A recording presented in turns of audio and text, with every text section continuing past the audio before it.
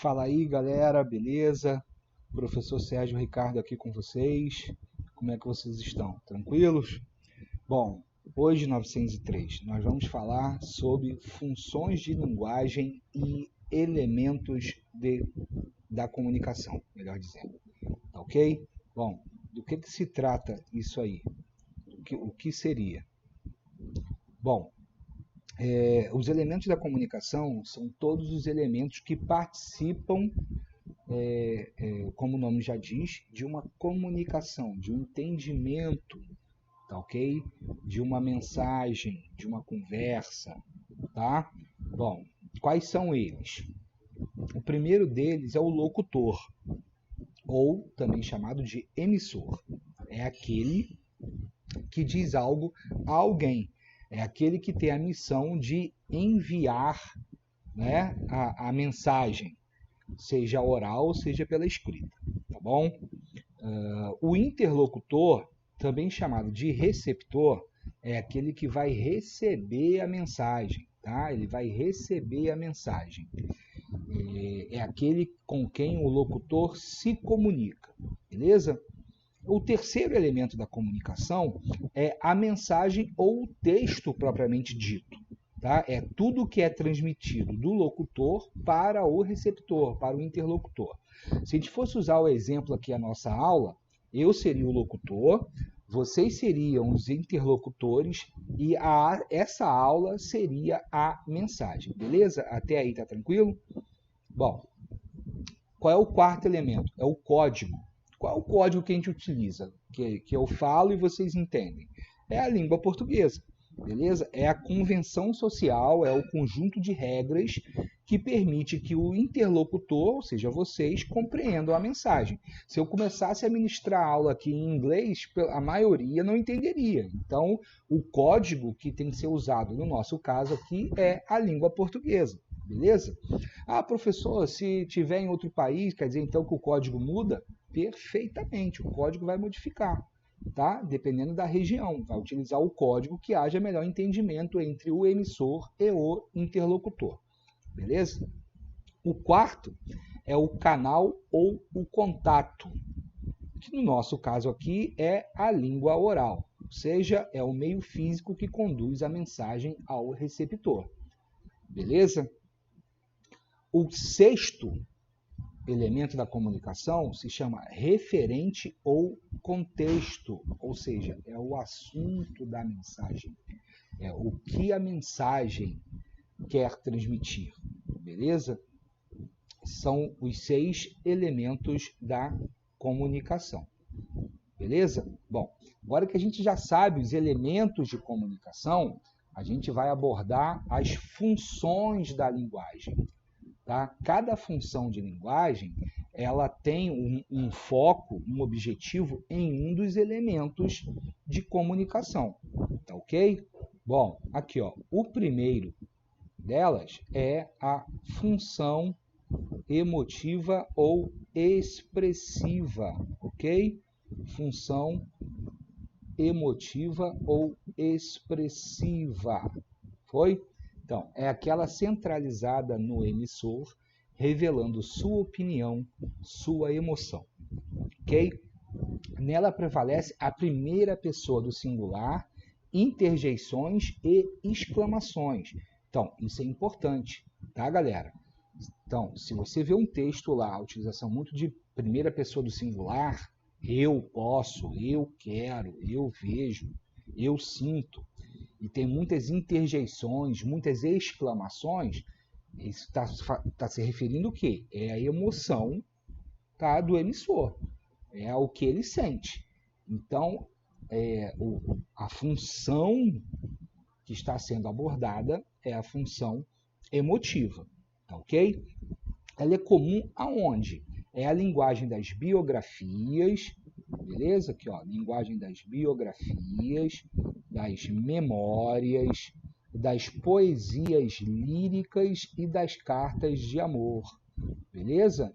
Então, são esses principais exemplos de textos que utilizariam a função emotiva, beleza? Então, o que você tem que guardar? que a função emotiva ela é centralizada no emissor, beleza? E ela utiliza-se o quê? Primeira pessoa do singular, o eu, utiliza muitas emoções, beleza? Interjeições e exclamações, e é comumente utilizada no blog, na autobiografia e nas cartas de amor, beleza? Foi? Bom, olha os exemplos aí, ó. Os exemplos de funções emotivas. Ó, como és linda, mulher que passas, que me sacias e suplicias, dentro das noites, dentro dos dias. Olha como é que a gente reconhece rápido aqui, ó. Veja bem, ponto de exclamação, tá vendo? Ponto de interrogação, né? E aqui, ó, primeira pessoa do singular, me. O me aqui está se referindo a eu, não é isso? Que me sacias quer dizer que eu estou saciado. Então você vê que está falando da emoção que o Vinícius de Moraes tinha. Beleza? Foi? Isso, muito bem. Então nós vimos a primeira função, que é a função emotiva. Qual é a segunda? A segunda é a função apelativa ou conotativa. Agora, ela se centraliza em quem? No receptor, em quem vai receber a mensagem. O emissor procura influenciar o comportamento do receptor, tá ok? Como o emissor se dirige ao receptor, é comum o uso de tu e você, beleza? Então, é muito comum a utilização do tu e do você, porque o que é importante, o quê? É o receptor, ou o próprio nome da pessoa, além de vocativos e imperativos. Ela é usada nos discursos políticos, assim, ó, pode ser usado, tá? Nos sermões da igreja, tá? Também é muito utilizado, principalmente nas propagandas. Qual é a função da propaganda? Não é influenciar, né, você que é consumidor a comprar os produtos? Então, ela é a função apelativa, beleza? Quais são as características que a gente tem que decorar? Utiliza-se basicamente segunda pessoa do singular, tá? E verbos no imperativo. Também apresenta muitas figuras de linguagem, tá? E ela aparece em discursos políticos, nos sermões, promoção em pontos de venda, propaganda e etc. Beleza? Vamos ver um exemplo?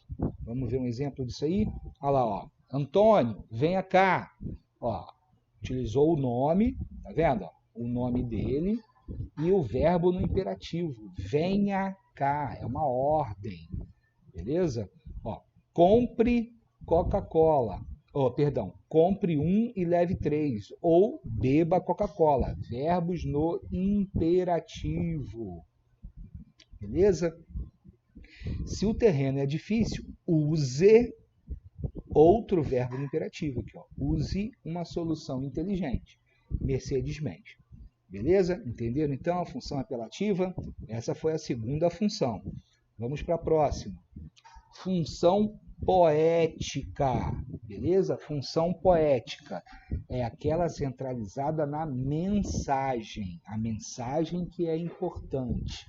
Então, revela recursos imaginativos criados pelo emissor. Essa mensagem, né, essa função, melhor dizendo, ela é afetiva, sugestiva, conotativa, ela é metafórica. Ok? Ela é metafórica. O que é isso? Utiliza metáforas. Beleza? Então, valorizam-se as palavras e suas combinações. Então, jogo de palavras, né? Palavras parecidas, com significados diferentes, almoço, almoço, né? Esse tipo de coisa. E é a linguagem figurada apresentada em obras literárias, letras de músicas e até em algumas propagandas também. Então, quais são as características que a gente tem que prestar atenção? Aqui, ó, subjetividade, ok? Também figuras de linguagem, e brincadeiras com as palavras, que eu te falei, jogo de palavras, tá ok? Ela aparece muito aonde? Nas poesias e nas letras de músicas, beleza? Vamos ver exemplos disso aí? Vamos ver exemplos? Então, olha lá, ó. Que não há forma de pensar ou crer, de imaginar, sonhar ou de sentir, nem rasgo de loucura, que ouse pôr a alma humana frente a frente, com isso que uma vez visto e sentido, me mudou, qual ao universo sol, falhasse súbito sem duração no acabar. Você percebe claramente que isso aqui é uma poesia, não é não, galera? Percebe rapidamente que é uma poesia. E você vê a questão dos jogos de palavras, não é isso aqui, ó? Frente a frente, é isso?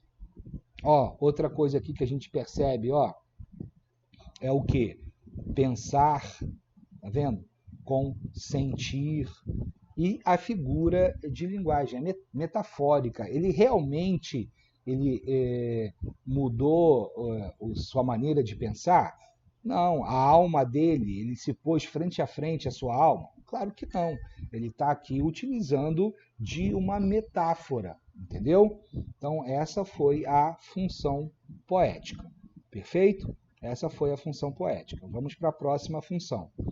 Função referencial ou função denotativa. Também pode ser chamada de função denotativa. É aquela centralizada no referente, pois o emissor oferece informações da realidade, tá?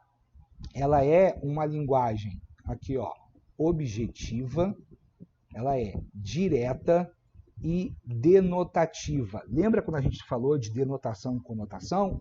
Então, denotativa é quando são aquelas palavras que nós encontramos no dicionário, com o seu significado real, ok? Outra característica, ó, prevalece a terceira pessoa do singular, ele ou ela, beleza? Esse tipo de função ela é utilizada basicamente aonde? Na linguagem usada nas ciências, na arte realista, no jornal, nos livros científicos, né? Como é que se você vai informar alguma coisa, você tem que utilizar palavras com seu significado real, perfeito? Você não pode fazer metáforas, comparações, jogos de palavras, não. Você tem que ser objetivo, direto e tem que utilizar a palavra com o seu significado real. Beleza? Vamos ver um exemplo, então? Olha lá, ó. Foi assim que sempre se fez. A literatura é a literatura, seu Paulo. A gente discute, briga, trata de negócios naturalmente. Mas arranjar palavras com tinta é outra coisa. Se eu fosse escrever como falo, ninguém me lia. Perceba que aqui não há jogos de palavras. Aqui ele utiliza as palavras no seu significado real e ele está explicando o que é a literatura. Beleza? Então, isso aqui foi uma função referencial. Vamos para a próxima? É a função fática.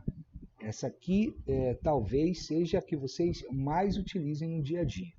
Tá? O que é a função fática? É aquela que dá ênfase no canal. Serve para checar a sua recepção ou para manter a conexão entre os falantes.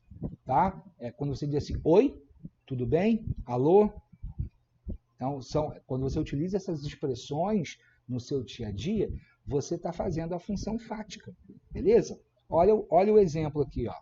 Bom dia! Eu não comecei me apresentando para vocês, eu utilizei a função fática, né? Quando a gente fala, oi, tudo bem?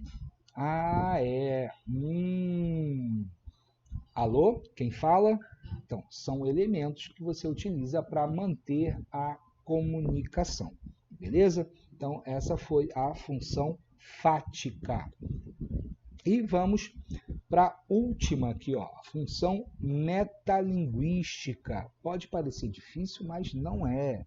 A função metalinguística ela visa a tradução do código ou a elaboração do discurso, seja ele linguístico, a escrita ou a fala, seja extralinguístico, música, cinema, pintura, gestos, etc. São os chamados códigos complexos. Mas vamos resumir isso aqui. É a mensagem que fala de sua própria produção discursiva. Como assim, professor? Um livro convertido em um filme apresenta um processo de metalinguagem. Então, assim, um filme explicando como se faz um filme é um processo de metalinguagem, né? Uma música ensinando como fazer música é um processo de metalinguagem, ok? Um poema que fala do ato de escrever ou um romance que discorre sobre o próprio escritor escrevendo esse próprio livro que você está lendo. Então, isso são elementos metalinguísticos. O maior exemplo de função metalinguística está aqui, ó, é o dicionário. O que é o dicionário? Palavras explicando o significado de palavras. Então, é a função metalinguística pura, pura, pura. Beleza? Vamos ver um exemplo? Então, ó, foi assim que sempre se fez. Lembra? É o mesmo exemplo lá de trás. Né? Lá eu utilizei o quê? Palavras denotativas, né? Isso que tem o seu significado real. E aqui ele não está explicando o que é a literatura, como ele faz a literatura, na função metalinguística. O que a gente pode perceber aqui? Então quer dizer, professor, que o mesmo texto pode ter mais de uma função? Pode. O mesmo texto ele pode ter mais de uma função. Ele pode ter uma função metalinguística e a função denotativa, como a gente viu. Né? Ele pode ter a função fática para iniciar a comunicação e depois pode ter uma função apelativa. Tá? Então, as funções elas podem ser misturadas dentro de um próprio texto. Beleza? Olha o outro exemplo aqui. Lutar com palavras é a luta mais vã. Entanto, lutamos mal, rompe amanhã. Né? Então, ele explicou o que é escrever. Tá? Então, aqui é uma mistura de função metalinguística, por exemplo, com a função conotativa, que ele está utilizando metáforas para explicar o que é escrever. Beleza? Ele utilizou as duas funções. Então, relembrando, né, galera? Quais são os elementos de comunicação? Que a gente viu lá no começo. Quais são os elementos da comunicação? Locutor, interlocutor, mensagem, código, canal e referente. Beleza? Deixa eu apagar essa setinha aqui que eu não apaguei.